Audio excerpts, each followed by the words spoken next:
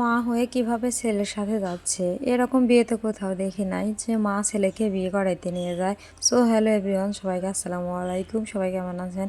আজকে থাকছে আমার ছেলের বিয়ে সম্পর্কে ফুল ব্লগ, সবাই শেষ পর্যন্ত দেখবেন। আশা করছি সবার প্রশ্নের অ্যান্সার পেয়ে যাবেন।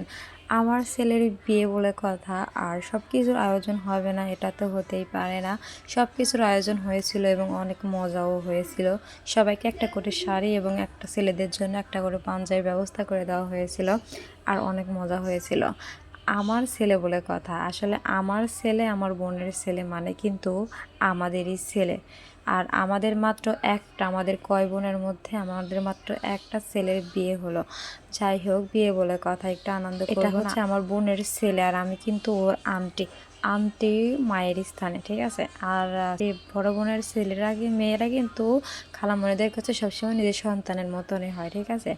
তো আমরা কিন্তু অনেক এনজয় করছিলাম, এবং একটা কার আরও 4টা মাইক্রো গাড়ি ছিল আমাদের পিছে। আমরা এই যে খরান ব্রিজ দিয়ে, কিন্তু ভাইরাল খরান ব্রিজ দিয়ে কিন্তু আমরা যাচ্ছিলাম আমাদের ছেলের শ্বশুর বাড়িতে। তো ছেলের শ্বশুর বাড়িতে কিন্তু থাকছে আরও একটি চমক, সারপ্রাইজ। সবাই অবশ্যই শেষ পর্যন্ত দেখবেন, না হলে কিন্তু মিস করবেন। এটা কিন্তু ছেলের শ্বশুরবাড়ি যদিও হয়, তারপরেও কিন্তু গোপন একটা টিপস আছে, সেটা আমি ভিডিও শেষে শেয়ার করব। তার আগে দেখেন, ক্যামেরা ছিল, ফোন ছিল, সবাই মিলে ছেলেকে ছবি ওঠাচ্ছিল, ভিডিও করতেছিল।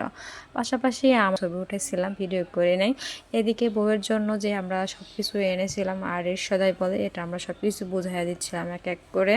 আর এগুলো কেমন হয়েছে অবশ্যই সবাই কমেন্ট করে জানাবেন। আর আমার ছেলের জন্য সাগরানা ভাজা হয়েছিল, দেখেন কি কি আইটেম করেছে এরা। যদিও সাধারণভাবে করছে, তারপরেও ভালো ভালো খাবার রান্না করেছে মাশাআল্লাহ। তো এটা সব কিছু করতে করতে আমাদের খাবার টাইম হয়ে গেছে। আমরা খাবার টেবিলে বসে গেছি। আমাদের জন্য ছিল সব কিছুর আয়োজন, মানে একটা বিয়ে বাড়িতে বরযাত্রীর জন্য যে আয়োজনগুলো করা হয় একে একে সম্পূর্ণ আয়োজন কিন্তু তারা আমাদেরকে করেছে, এবং অনেক সুন্দরভাবে আপ্যায়ন করেছে।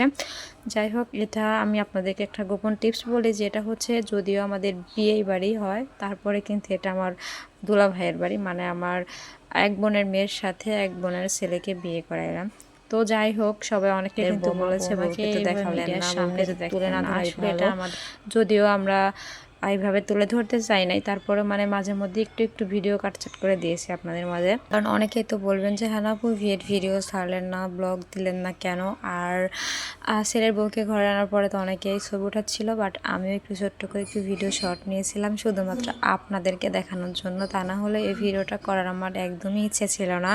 অনেকেই প্রশ্ন করতেন কীভাবে বাসর ঘর সাজাইছে, কীভাবে কি আয়োজন করছে, অ্যারেঞ্জমেন্টটা কেমন হয়েছে। পাশাপাশি রাতে কিন্তু অনেক নাচ গান অনেক কিছু হয়েছে, অনেক মজা হয়েছে, এনজয় হয়েছে।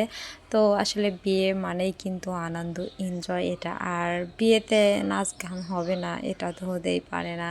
পাশাপাশি পরের দিন কিন্তু খাবারের আয়োজন করা কমপ্লিট সব কিছু। আর মাংসর কথা কি বলবো, এত সুন্দর রান্না হয়েছিল, এত টেস্ট, খাবারটা খেয়ে সবার মুখে মানে স্বাদ লেগে আছে যেন।